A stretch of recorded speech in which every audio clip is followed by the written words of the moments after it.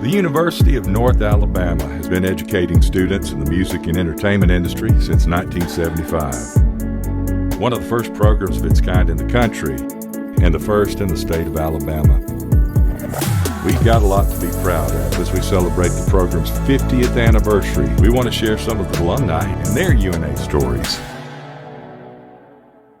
My role, whether that's an LED tech, being a cam op, running front of house monitors, audio, whatever that may be, you really have to care about what you're doing, because if you don't, you're going to find yourself not wanting to have the work ethic to do it. Hi, I'm Nate Harris, and this is my UNA story. I started in music when I was very young. I remember my dad was in the drum line. He did drums all throughout high school and whatnot. My mom, the same thing. She was a flautist. And she was also, I believe, a majorette or dance line. I remember being in 4th or 5th grade and seeing my dad for the first time, like, actually play. Once I saw that, I was like, oh man, this is cool. I want to do this. And I bought a snare like the next day. I was constantly asking him, like, please, like, show me some rudiments, show me something.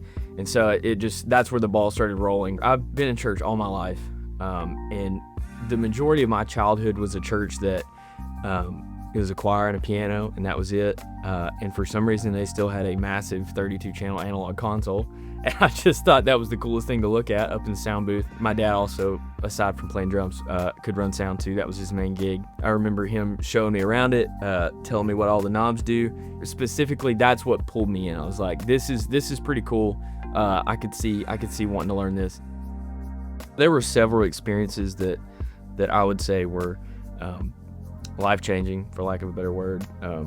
But one of the class-wise, I would say that there was one with Mr. Whitcheck that we had called Audio Multimedia. I loved that class. I thought it was very interesting. It was the first time audio and video collided for me. It was always one or the other at the time. And it pushed me to not just think through audio. I was thinking through video and audio together. And so that was the first time I got to marry the two together and see how they work together. I think it was eye-opening for me. Every step I've made in my career, I owe to the connections and relationships that I've made. I always tell people, especially for people coming up in it, there are 3 things, especially in the live production world, that really make a difference for you in your career. If you can do the job, number 1, if you cannot screw up, and if you're just a good hang, that's the key to success right there. And in doing that, you're bound to make relationships. You're bound to make connections. You never know what comes out of the connections that you make, what comes out of the relationships made. And I think a lot of the connections that I made at UNA are what put me in the seat that I am today. There have been several alumni that I've worked with, collaborated with. Wyatt Hall just came through this program. I think he just finished, and I work with him quite often right now. He's such a good hang, and he's very, very, very knowledgeable about what he's doing. He's such a good person to have on site. Jacob Michelini is a big one for me. He came through, I think, about the same time that I did. It was a gig for me. It was his capstone, I believe.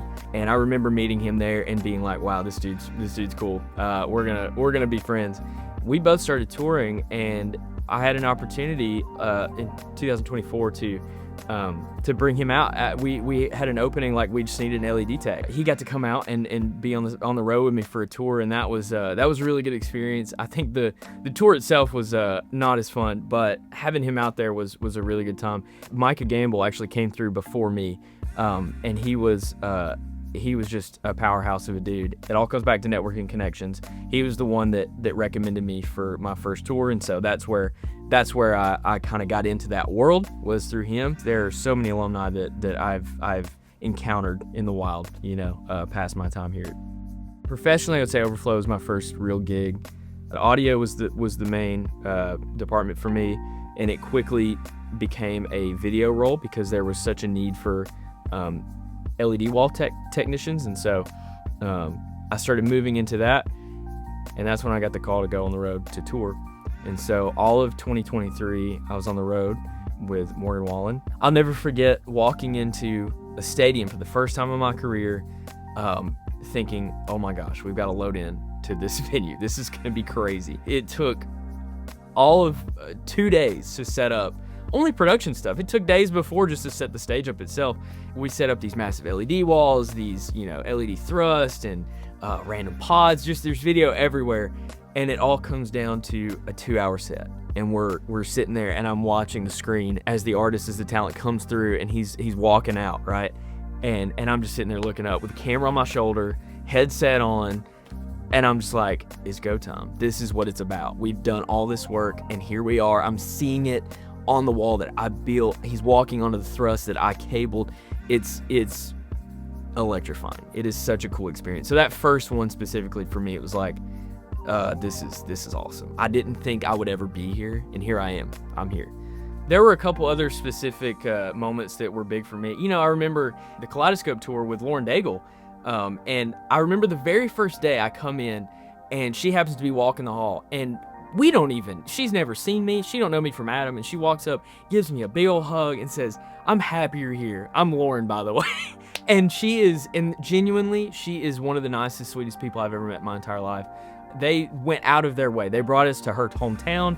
Her parents hosted our entire crew for a brunch. We went on a swamp tour, and then had awards for the tour and even the crew. And that's special. That's different, that you don't always see in this world, in this industry. And so that was refreshing. That was a big deal for me. Find what you're passionate about. And once you do find that passion, stick it out, because there are days that you just don't want to do it. You don't want to press on. Even when people cheering you on, it just feels like the world is out to get you. And the truth is, it kind of is sometimes, and you just have to press on, because at the end of the day, if you are really passionate about something and you care about it, you will do it. If you really care about something, finish it out, stick it out.